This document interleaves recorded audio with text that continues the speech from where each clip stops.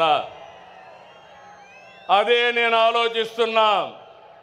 నా కష్టం నా కోసరం కాదు, నన్ను నమ్ముకున్న ఈ జన సముద్రం కోసమని మరొకసారి విజ్ఞప్తి చేస్తున్నా. మామూలుగా అయితే ఇంతమంది రారు.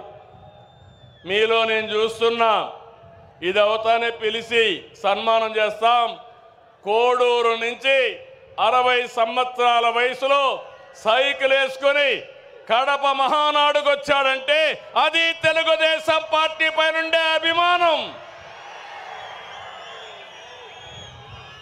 వారిని చూడండి తమ్ముళ్ళు, ఇలాంటి కార్యకర్తలు ఉన్నారంటే ఈ పార్టీకి పూర్వ జన్మ సుకృతం.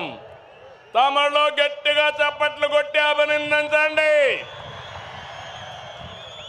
ఒక స్ఫూర్తి ప్రదాత. పార్టీ అంటే ఇట్లుండాలి.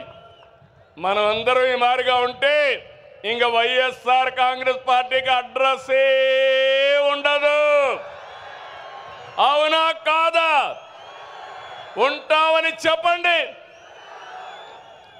అలాంటి కార్యక్రమాలతో ఈరోజు ముందుకు పోతున్నాం.